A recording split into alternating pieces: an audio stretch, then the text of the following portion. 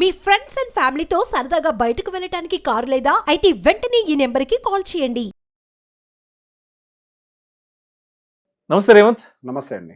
Revanth, market fall చూస్తున్నాం. గత 5 సెషన్ల నుంచి నిజంగా ఊహించని నష్టాలు మార్కెట్లో కొనసాగుతున్నాయి. కాబట్టి ఒక విషయంగా చెప్పాలంటే 17 లక్షల కోట్ల రూపాయలు లాస్ట్ 5 సెషన్లలో మార్కెట్ నుంచి బయటకు వెళ్ళిపోయింది. అంటే ఆల్మోస్ట్ గత 2 సంవత్సరాలలో బిగ్గెస్ట్ వీక్లీ ఫాల్ ఇది. అవునండి. కాబట్టి మార్కెట్లో ఇంత వాలటాలిటీ ఉంది కాబట్టి కొత్తగా మార్కెట్లోకి వచ్చిన వాళ్ళు కానీ రావాలి అనుకున్న వాళ్ళని కానీ ఈ యొక్క మార్కెట్ క్రాష్ను దృష్టిలో ఉంచుకొని అంటే మినిమం ఎటువంటి కామన్ సెన్స్ ఉపయోగించి వాళ్ళ ఇన్వెస్ట్మెంట్స్ని ప్లాన్ చేసుకోవాలి అంటారు మార్కెట్లో? ఫస్ట్ మార్కెట్కి రెస్పెక్ట్ ఇవ్వండి, ప్రధానమైనది. మనం చేసే ప్రతి పనికి మర్యాద ఇవ్వటం, మన పెట్టుబడులకు మర్యాద ఇవ్వటం అనేది ఫస్ట్ బేసిక్. ఎక్కడ పెట్టినా ఎట్లా పెట్టినా పెట్టుబడులు వస్తాయి అనే మాట కరెక్ట్ కాదు అని చెప్పేసి ఫస్ట్ నుంచి మనం ఆర్గ్యూ చేసేది. ఈ రోజు మార్కెట్స్ దాన్ని ప్రూవ్ చేయడం మొదలుపెట్టాయి. సో మార్కెట్స్లో ఇన్స్టెబిలిటీ అనేది చాలా కామన్గా జరిగేది. సో ఎప్పుడైనా మన ఇన్వెస్ట్మెంట్స్ అనేవి ప్లాన్ చేసుకునేటప్పుడు గోల్ ఓరియంటెడ్గా ఉండాలి. ఏ పర్పస్ కోసం పెట్టుబడులు పెడుతున్నాము ఈ విషయాన్ని మనం క్లియర్గా తెలుసుకున్న తర్వాతనే పెట్టుబడులు పెట్టాలి. ఇది ఫస్ట్ పాయింట్. మీకు ఏదో 1 సంవత్సరంలో అవసరం ఉంది, 2 సంవత్సరాల్లో అవసరం ఉంది, పొరపాట్లు కూడా మీరు మొత్తం ఎక్స్పోజర్ తీసుకోవచ్చు. అసలు 1 సంవత్సరం అయితే మొత్తం ఎక్స్పోజర్ తెచ్చి మార్కెట్లో పెట్టద్దు. నన్ను అడిగితే ₹1 కూడా పెట్టద్దు. కుదిరితే FDలో పెట్టుకోండి, 1 year లాకిన్ తోటి అయిపోయిన తర్వాత డబ్బులు తీసి మీ అవసరాలకు వాడుకోండి. 2, 3, 4, 5 సంవత్సరాలకు వెళ్ళాలి, ఇంకా టైం ఉంది అని అనుకుంటే ఏదో ఒక 20%, 30% ఈక్విటీలో పెట్టుకొని అంటే కన్జర్వేటివ్ హైబ్రిడ్ పోర్ట్ఫోలియో టైప్లో మెయింటైన్ చేయాలి. అంతేగాని కంప్లీట్గా 100% ఈక్విటీ వితిన్ 3 yearsలో కూడా ఒక రకంగా చాలా రిస్కీ. మార్కెట్లో ఒక నేచర్ ఉంది. మార్కెట్ చరిత్ర ఏం చెప్తుంది అని అంటే 2 ఏళ్ళు, 3 ఏళ్ళు, 1.5 లేదా 1 సంవత్సరం వరకు యావరేజ్గా నేను ఎక్కడికి కదలకుండా కూడా ఉంటాను అని ఒక విషయాన్ని మార్కెట్ చెప్తుంది.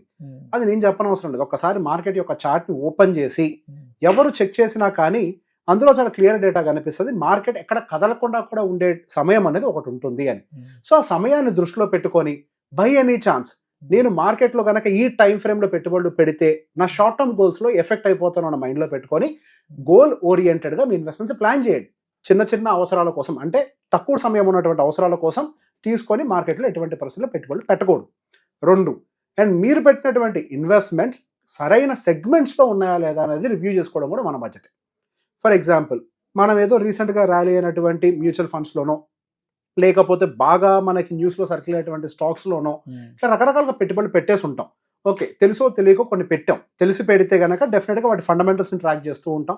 తెలియక పెట్టిన వాళ్ళు ఇప్పుడు కొంతవరకు ఇబ్బంది పడుతూనే ఉన్నారు. సో ఒక్కసారి మీరు దాన్ని ఎగ్జిట్ అవ్వాలా, అందులో ఉండాలా, అది మ్యూచువల్ ఫండ్ కావచ్చు, ఏదైనా కానివ్వండి, ఒక్కసారి ఇంటర్నల్గా వెళ్ళి చెక్ చేయడం మొదలు పెట్టండి. అదే స్టాక్స్ అయినట్లయితే వాళ్ళ ఫండమెంటల్స్ ఎలా ఉన్నాయి, అసలు వాళ్ళ రెవెన్యూస్ గ్రో అవుతున్నాయా లేదా, వాళ్ళ క్యాష్ ఫ్లోస్ అనేవి ఎలా ఉన్నాయి, వాళ్ళ ఆర్డర్ బుక్స్ అనేవి ఎలా ఉన్నాయి, వాళ్ళ ఎర్నింగ్స్ అనేవి ఎలా ఉన్నాయి, వీటన్నిటిని కూడా ఒకసారి విశ్లేషించే ప్రయత్నం చేయండి. అండ్ దాంతో పాటుగా ఆ సెక్టర్ ఎక్కడుంది, వాట్ టైప్ ఆఫ్ సెక్టర్, ఐటీయా, ప్రైవేట్ బ్యాంకింగా, ఫైనాన్సా, ఆయిల్ అండ్ గ్యాసా, ఏ సెక్టార్లో ఉందో గమనించండి. ఆ సెక్టర్ రిలేటెడ్గా ఏమైనా నెగిటివ్ న్యూస్లు ఉన్నాయా అనేది అర్థం చేసుకునే ప్రయత్నం చేయండి. ఇప్పుడు మనకి ఫుడ్ ఇన్ఫ్లేషన్ పెరుగుతోంది, రా మెటీరియల్ ఇన్ఫ్లేషన్, దానివల్ల FMCG పడ్డది. సో గోయింగ్ ఫర్దర్ మనకి ఇన్ఫ్లేషన్ డెఫినెట్గా మనకి Q4 క్వార్టర్ వచ్చే టైం కల్లా మనకి ఇన్ఫ్లేషన్ అనేది డౌన్ఫాల్ అవుతుంది, ఫుడ్ ఇన్ఫ్లేషన్ కంట్రోల్లోకి వస్తుందని చెప్పేసి RBI MPC ఇప్పుడే వచ్చింది. ఇప్పుడే దాన్ని చదువుతున్న వాళ్ళు చాలా క్లియర్గా రాశారు, మన Q4 టైం కల్లా ఫుడ్ ఇన్ఫ్లేషన్ కంట్రోల్ అవుతుంది అనేది. సో FMCG అనే ఒక సెగ్మెంట్ లేకుండా మన ఎవరి జీవితం ముందరికి వెళ్ళదు. అది నిత్యావసర వస్తువులకు సంబంధించింది కాబట్టి సో మనకు కావాల్సినవి అందులో ఉన్నాయా లేదా, ఈ ఫాల్లో ఏదైనా మన ఆపర్చునిటీ తీసుకోవడానికి అవకాశం ఉందా రీబ్యాలెన్సింగ్ టైంలో, అదేవిధంగా ఐటీ సెగ్మెంట్లో ఎంత ఎక్స్పోజర్ ఉంది, సెగ్మెంట్ వైజ్గా కూడా అనలైజ్ చేసుకోండి. ఇప్పుడు సెగ్మెంట్కే వీక్నెస్ ఉందనుకోండి, అట్లాంటి దాంట్లో ఉంటే కొన్ని సంవత్సరాల వరకు రిటర్న్స్ రావు. మనం బ్రాడర్ మార్కెట్ పిక్చర్లో మాట్లాడుకునేటప్పుడేమో 1-2 సంవత్సరాల కన్సాలిడేషన్ ఉంటుంది. అదే సెక్టార్ స్టాక్ వైపు కన్సాలిడేషన్ కనుక చూస్తే మన దిమ్మ తిరిగిపోద్ది. దాదాపుగా 5 ఏళ్ళు, ఒక్కొక్క సెక్టార్ అయితే 3 ఏళ్ల పాటు కన్సాలిడేట్ అవుతుంది. అదే స్టాక్ అయితే 10 ఏళ్ల పాటు కూడా కన్సాలిడేట్ అయిపోతుంది. సో అందుకే స్టాక్స్ని చూస్ చేసుకునేటప్పుడు మల్టిపుల్ పారామీటర్స్ అన్ని చెక్ చేసుకొని అట్లీస్ట్ ఇప్పుడు రీబ్యాలెన్స్ చేసేటప్పుడు ఈ పారామీటర్స్ అన్ని చెక్ చేసుకొని ఉండాలా ఉండకూడదో ఖచ్చితమైన నిర్ణయాన్ని తీసుకోవాలి. ఇప్పుడు పెట్టుబడులు పెట్టేవాళ్ళు కేవలం ఈక్విటీ ఒకటే కాకుండా కొంతవరకు మనం డెప్ట్ బేస్, ఇప్పుడు డెప్ట్లో పెట్టాలి అనేది ఇప్పుడు మాత్రమే కాదు, ఎప్పటి నుంచో చెప్తున్నాం. నా అంచనాల మేరకు నెక్స్ట్ 1 సంవత్సరం వరకు అయితే మనకి మార్కెట్లో పెద్ద ఎత్తున మూవ్స్ ఏవి రాకపోవచ్చు. సో దాన్ని దృష్టిలో పెట్టుకొని మన అవసరాలను దృష్టిలో పెట్టుకొని కొంతవరకు బాండ్స్లో కానీ ఇట్లాంటి వాటిలో మనం పెట్టుబడులు పెట్టుకుంటే మన అవసరాలు ఏమైనా ఎమర్జెన్సీలు వచ్చినా కానీ తీర్చుకోవడానికి అవకాశం ఉంటుంది. ఏదో మనకి ఈక్విటీ మార్కెట్స్ సో పెట్టేటప్పుడు ఈ మధ్య నేను చాలా మందితోటి మన వెబినార్లో వాటిలో వీటిలో మాట్లాడేటప్పుడు కొన్ని బిహేవియర్స్ని అబ్జర్వ్ చేశాం. బిహేవియరల్ చేంజెస్ అంటాం కదా, ఆ చేంజెస్ని అబ్జర్వ్ చేశాం. ఇప్పుడు ఎవరి ముందైనా మీడియా వాళ్ళు మైక్ పెడితే వాళ్ళు న్యూస్ లాంగ్వేజ్లో మాట్లాడతారు. ఈ మధ్య మన ఆడియన్స్ కూడా యూట్యూబ్ లాంగ్వేజ్ లో మాట్లాడుతున్నారు. ఇండియా ఇస్ బుల్లిష్ పెడితే నేను ఇంతవరకు రిటర్న్స్ జనరేట్ చేస్తాను, ఇండియా ఖచ్చితంగా గ్రో అవుతుంది, యూట్యూబ్ లాంగ్వేజ్ ఇది. కానీ మీ అవసరాలు ఇండియా గ్రో అయ్యేదాకా ఉండదు కదా. ఎస్, ఇండియా గ్రో అవుతుంది నెక్స్ట్ 25-30 years లో 50 years లో ఇండియా గ్రో అవుతుంది, డౌట్ లేదు. కానీ మీ అవసరాలు 25 సంవత్సరాల తర్వాత ఉంటాయా? కాదు కదా. 5 ఏళ్లలో ఉండొచ్చు, 2 ఏళ్లలో ఉండొచ్చు, 10 ఏళ్ల లోపలే ఉండొచ్చు. ఈ యూట్యూబ్ మాట్లాడి పనిచేయవు కదండి. సో బేసిక్గా మనం ఎవరినో చూసి ఇన్ఫ్లుయెన్స్ అవ్వద్దు, మనం కొంత రీసెర్చ్ అనలైజ్ చేసుకోవాలి. చేసుకోవడం రాకపోతే అడ్వైజర్ దగ్గరికి వెళ్ళండి, నిర్మోహటంగా చెప్తున్నా. వెళ్ళి చేయించుకోండి, రివ్యూ ప్రాపర్గా చూసుకొని మంచి పోర్ట్ఫోలియో డిజైన్ చేసుకోండి. అంతేకాని మనం అన్నెసరీగా ఇప్పుడు ఏవైతే ఇప్పుడు మార్కెట్ ఫాలో అవుతుంది కదా, అగైన్ వస్తారు యూట్యూబర్లు చాలా మంది, టెలిగ్రామ్ గ్రూప్స్ అని, వాట్సాప్ గ్రూప్స్ అని, ఇంత ఫాలో అయింది స్టాక్, మల్టీ బ్యాగర్ స్టాక్ అవుతుంది, ఇంతకు మించిన ఆపర్చునిటీ దొరకదు. వాడికి ఆపర్చునిటీ ఎవరికి దొరకదు? వాడికి. ఎందుకు? ఇప్పుడే వాడు డబ్బులు చేసుకోగలడు మీ దగ్గర నుంచి, ట్రాప్ చేయడానికి. ఇక్కడ డబ్బులు మీకు కాదు ఆపర్చునిటీ, వాడికి ఆపర్చునిటీ అవుతుంది. కాబట్టి ఇట్లాంటి వాటి అన్నింటిలోకి వెళ్లకుండా ఓపికగా లాంగ్ టర్మ్ ఇన్వెస్టర్ అనుకోండి, కళ్ళు మూసుకొని ఇన్వెస్ట్ చేయండి, ఏం కాదు. లాంగ్ అంటే అందుకు ఇందాక చెప్పా, 10-15 సంవత్సరాల టైం ఉంటే హ్యాపీగా ఎస్ఐపి చేసుకోండి. ఇప్పుడున్న మెథడ్లో మాత్రం ఎస్ఐపిస్ అనేవి కొంత బెటర్గా పనిచేస్తాయి. లంసమ్ చేసేటప్పుడు మాత్రం కొంత బాండ్స్ని అవసరమైతే పెట్టుకొని సిస్టమేటిక్గా ట్రాన్స్ఫర్ చేసుకోవడం అనేది కొంచెం బెటర్. ఇన్ బిట్వీన్ మనకి మార్కెట్స్ అనేవి పైకి వెళ్తున్నట్టుగా కనిపిస్తూ ఉంటాయి, మనం ఏదో కంగారు పడాల్సిన అవసరం లేదు. సో ఇక్కడ ఇంకొక బిహేవియర్ కూడా అబ్జర్వ్ చేశాను. సో రీసెంట్గా మార్కెట్ కిందకు వచ్చిన తర్వాత 23,200 రేంజ్కి వచ్చాక మళ్ళీ మనకి 24,000 బ్రేక్ చేసి కొద్ది పైకి వెళ్ళింది కదా. అప్పుడు అరే రీగెయిన్ అయిపోయింది కదా, ప్రాఫిట్స్ ఏదో కొద్దిగా ఉన్నాయి మ్యూచువల్ ఫండ్స్లో, వాటిని అమ్మేసి మళ్ళీ తర్వాత ఎంటర్ అవుదాం అన్న మైండ్ సెట్ కూడా కనిపిస్తుంది. మ్యూచువల్ ఫండ్స్లో ట్రేడింగ్ లాగా ఆటలు ఆడకండి. మ్యూచువల్ ఫండ్స్ అనేవి స్వింగ్ ట్రేడింగ్ కోసం, వేటి కోసం డిజైన్ చేయబడలేదు. లాంగ్ టర్మ్ పర్స్పెక్టివ్లో మీరు మైండ్ ఉన్నప్పుడు అప్పుడప్పుడు కొద్దిగా అమౌంట్ని యాడ్ చేసుకుంటూ పోండి. డిప్ వస్తే కానీ కొద్దిగా ఏదో పైకి లేచింది కదా ప్రాఫిట్ బుక్ చేద్దాం. ప్రాఫిట్ బుక్ చేయటం అనే వర్డ్ ఇన్వెస్టింగ్లో ఎందుకు వస్తుంది? ప్రాఫిట్ బుకింగ్ అనేది ఎప్పుడు వస్తుందండి? సహజంగా స్వింగ్ ట్రేడర్స్కి వస్తుంది.